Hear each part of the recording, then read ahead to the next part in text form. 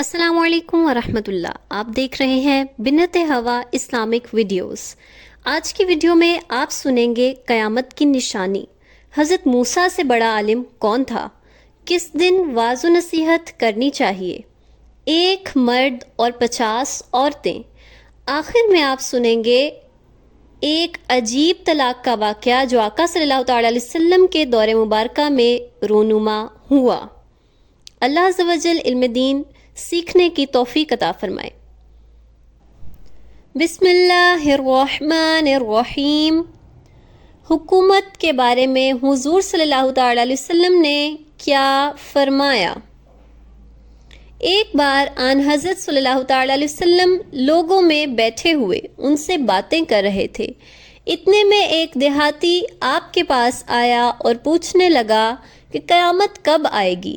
آپ صلی اللہ تعالی علیہ وسلم اپنی گفتگو میں مصروف رہے. بعض لوگ جو مجلس میں تھے کہنے لگے آپ صلی اللہ تعالی علیہ وسلم نے دیہاتی کی بات سنی لیکن پسند نہیں کی، اور بعض کہنے لگے کہ نہیں بلکہ آپ نے اس کی بات سنی ہی نہیں. جب آپ اپنی باتیں پوری کر چکے تو میں سمجھتا ہوں کہ آپ صلی اللہ تعالی علیہ وسلم نے یوں فرمایا، وہ قیامت کے بارے میں پوچھنے والا کہاں گیا؟ اس دیہاتی نے کہا حضور میں موجود ہوں.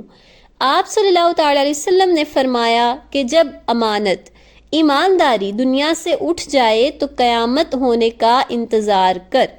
اس نے کہا ایمانداری اٹھنے کا کیا مطلب ہے؟ آپ صلی اللہ تعالی علیہ وسلم نے فرمایا کہ جب حکومت کے کاروبار نالائق لوگوں کو سونپ دیے جائیں تو قیامت کا انتظار کر. 1 مرد اور 50 عورتیں. مسدد نے کہا میں تم سے ایک ایسی حدیث بیان کرتا ہوں جو میرے بعد تم سے کوئی نہیں بیان کرے گا.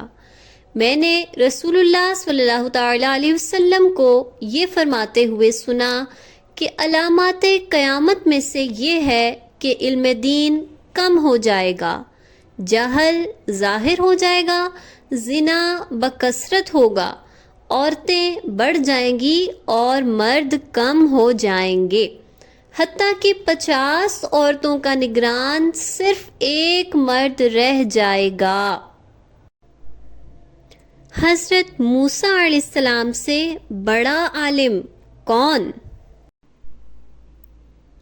حضرت عبداللہ کے پاس سے ابی بن کعب گزرے تو عبداللہ بن عباس رضی اللہ تعالی عنہما نے انہیں بلایا اور کہا کہ میں اور میرے یہ رفیق موسیٰ علیہ السلام کے اس ساتھی کے بارے میں بحث کر رہے ہیں جس سے انہوں نے ملاقات چاہی تھی.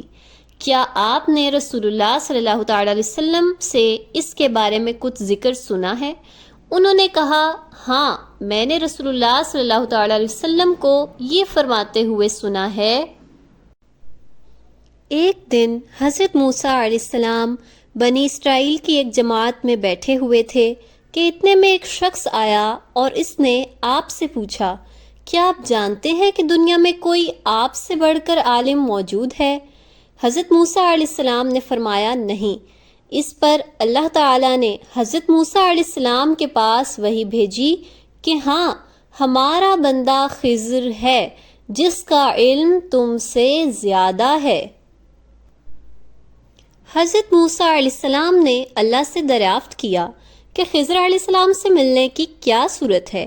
اللہ تعالیٰ نے ایک مچھلی کو ان سے ملاقات کی علامت قرار دیا اور ان سے کہہ دیا کہ جب تم اس مچھلی کو گم کر دو تو واپس لوٹ جاؤ، تب خضر علیہ السلام سے تمہاری ملاقات ہوگی. تب موسیٰ علیہ السلام چلے اور دریا میں مچھلی کی علامت تلاش کرتے رہے. اس وقت ان کے ساتھی نے کہا جب ہم پتھر کے پاس تھے کیا آپ نے دیکھا تھا؟ میں اس وقت مچھلی کا کہنا بھول گیا اور شیطان ہی نے مجھے اس کا ذکر بھلا دیا. موسیٰ علیہ السلام نے کہا اسی مقام کی ہمیں تلاش تھی. تب وہ اپنے نشانات قدم پر یعنی پچھلے پاؤں باتیں کرتے ہوئے لوٹے. وہاں انہوں نے خضر علیہ السلام کو پایا. پھر ان کا وہی قصہ ہے جو اللہ نے اپنی کتاب قرآن میں بیان کیا. نصیحت کا بھی کوئی دن مقرر ہے؟ عبداللہ بن مسعود ہر جمعرات کے دن لوگوں کو وعظ سنایا کرتے تھے۔ ایک آدمی نے ان سے کہا، اے ابو عبد الرحمن، میں چاہتا ہوں کہ تم ہمیں ہر روز وعظ سنایا کرو۔ انہوں نے فرمایا، تو سن لو کہ مجھے اس امر سے کوئی چیز مانے ہے تو یہ کہ میں یہ بات پسند نہیں کرتا کہ کہیں تم تنگ نہ ہو جاؤ، اور میں وعظ میں تمہاری فرصت کا وقت تلاش کیا کرتا ہوں، جیسا کہ رسول اللہ صلی اللہ تعالی علیہ وسلم اس خیال سے کہ ہم کبیدہ خاطر نہ ہو جائیں، وعظ کے لیے ہمارے اوقات فرصت کا خیال رکھتے تھے۔ طلاق کا ایک عجیب واقعہ۔ عقبہ نے ابو وہاب بن عزیز کی لڑکی سے نکاح کیا تو ان کے پاس ایک عورت آئی اور کہنے لگی کہ میں نے عقبہ کو اور جس سے اس کا نکاح ہوا ہے اس کو دودھ پلایا ہے، نہ تو نے کبھی مجھے بتایا ہے۔ یہ سن کر عقبہ نے کہا، مجھے نہیں معلوم کہ تو نے مجھے دودھ پلایا ہے۔ تب سوار ہو کر رسول اللہ صلی اللہ تعالی علیہ وسلم کی خدمت میں مدینہ منورہ حاضر ہوئے اور آپ سے اس کے متعلق دریافت کیا تو آپ صلی اللہ تعالی علیہ وسلم نے فرمایا، کس طرح تم اس لڑکی سے رشتہ رکھو گے حالانکہ اس کے متعلق یہ کہا گیا ہے۔ تب عقبہ بن حارث نے اس لڑکی کو چھوڑ دیا اور اس نے دوسرا خاوند کر لیا۔